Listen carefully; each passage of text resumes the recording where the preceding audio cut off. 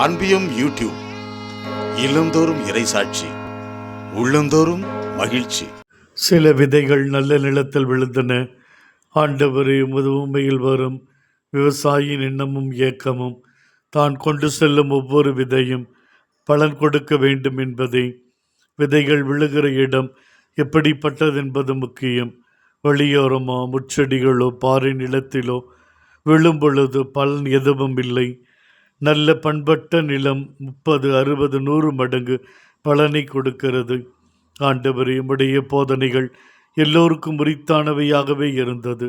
அந்த போதனையை கேட்ட மறைநூல் அறிஞர்கள், பரிசேயர், சதுசேய கூட்டம் வெளியோரமாய் பாறையாய் முச்செடியாய் உமது வார்த்தை என்கிற விதையை உள்ளத்தில் பதிக்க முடியாமல் இருமாப்புடன் அகந்தையுடன் வாழ்ந்ததால் பலனை கொடுக்க முடியவில்லை. பணக்கார இளைஞனுக்குள்ளும் இறை வார்த்தை தேடி வந்தது. ஆனால் அவனுக்குள் முச்செடி நடுவில் விழுந்த விதையாய் செல்வமாயில் ஈர்க்கப்பட்டு பலன் கொடுக்காதவனாய் மாறுகிறான். தேவ வார்த்தை சக்கேவை தேடி வருகிறது. விரைவாய் இறங்குகிறான். தவற்றுக்கு பரிகாரம் புரிகிறான்.